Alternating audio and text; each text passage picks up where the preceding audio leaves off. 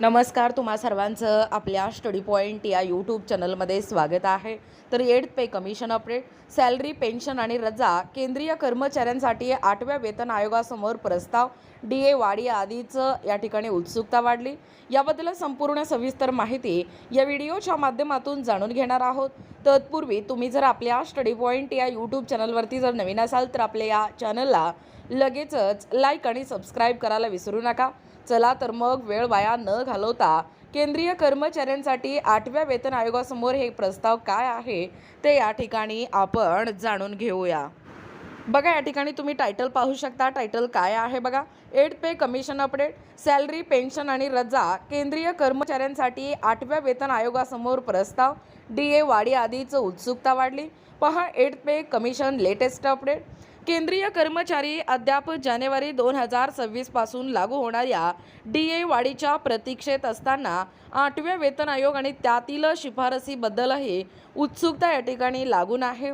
गेल्या वर्षी 2025 मध्ये पंतप्रधान नरेंद्र मोदीच्या नेतृत्वाखालील सरकारने आपल्या लाखो कर्मचारी आणि पेन्शनर्ससाठी 8वा वेतन आयोग लागू करण्याची घोषणा केलेली आहे.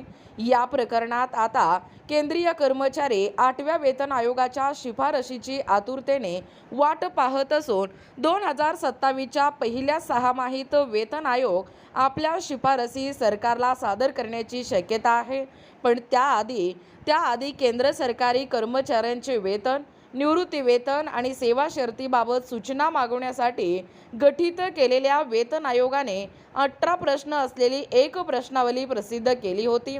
यावर केंद्र सरकारी कर्मचारी या संघटनांची सर्वोच्च संस्था असलेल्या ANC-JCM म्हणजे कर्मचारी पक्ष या पक्षाने वेतन आयोगाला केंद्र सरकारी कर्मचाऱ्यांचे वेतन, निवृत्ती वेतन आणि रजा याच्याशी संबंधित काही प्रमुख मुद्द्यांवर लक्ष देण्याचे आवाहन केले आहे. बघा पुढे अपडेट काय सांगतोय. या वेतन आयोगासमोर कर्मचाऱ्यांच्या मागण्यांची लिस्ट. राष्ट्रीय निवृत्ती वेतन प्रणाली म्हणजे NPS अंतर्गत असलेले कर्मचारी आणि ज्यांनी UPS योजना निवडली आहे त्यांना अनेक समस्या, तक्रारी आणि अडचणींना सामोरे जावे लागत असल्याचे ANC-JCMने सांगितले आहे. त्यामुळे शासकीय कर्मचाऱ्यांवर कोणतीही अंशदायी निवृत्ती वेतन योजना लादली जाऊ नये अशी देखील त्यांनी मागणी केली आहे.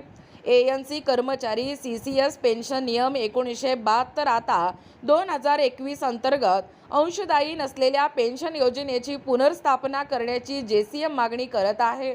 याच संदर्भात संबंधिताचे मत जाणून घेण्यासाठी एक तरतूद या ठिकाणी केली गेली असून ANC कर्मचारी CCS पेन्शन नियम 1972 आता 2021 अंतर्गत अंशदायी नसलेल्या पेन्शन योजनेची पुनर्स्थापना करण्याची JCM मागणी करत आहे आणि या संदर्भात संबंधिताची केले गेले आहे.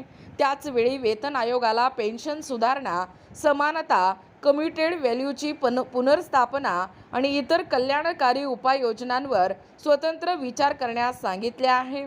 बघा पुढे अपडेट काय सांगतोय. महिलांसाठी विशेष मागणी. याशिवाय महिलांसाठी देखील एक विशेष मागणी केली गेली आहे. कर्मचारी सुरक्षा, मॅटर्निटी बेनिफिट, मासिक पाळीशी संबंधित रजा, बालसंगोपन रजा म्हणजे CCL या कामाच्या ठिकाणी समानता आणि इतर कल्याणकारी योजनांची मागणी केली गेली आहे. तसेच वेगवेगळ्या सरकारी विभागांच्या वेगवेगळ्या समस्या आहेत, त्यामुळेच महिलांना स्वतंत्र सूचना सादर करण्याचा पर्यायही देण्याचे ANC-JCMने म्हटले आहे. बघा, एकूणच अशा पद्धतीने या ठिकाणी आत्ताच पाहिल्याप्रमाणे ही जी 8th पे कमिशन अपडेट आहे, सॅलरी, पेन्शन आणि रजा, केंद्रीय कर्मचाऱ्यांसाठी 8व्या वेतन आयोगासमोरचा हा प्रस्ताव आणि DA वाढी आधीच या ठिकाणी उत्सुकता वाढलेला आहे. याबद्दल संपूर्ण सविस्तर माहिती या व्हिडिओच्या माध्यमातून जाणून घेण्याचा प्रयत्न केलेला आहोत. अशाच प्रकारचे नवनवीन अपडेट पाहिजे असतील किंवा तुम्हाला जर आमच्या अध्यापनाचे व्हिडिओ आवडत असतील किंवा तुम्ही जर आपल्या स्टडी पॉईंट या यूट्यूब चॅनलवरती जर नवीन असाल तर आपल्या या चॅनलला लगेचच लाईक आणि सबस्क्राईब करायला विसरू नका.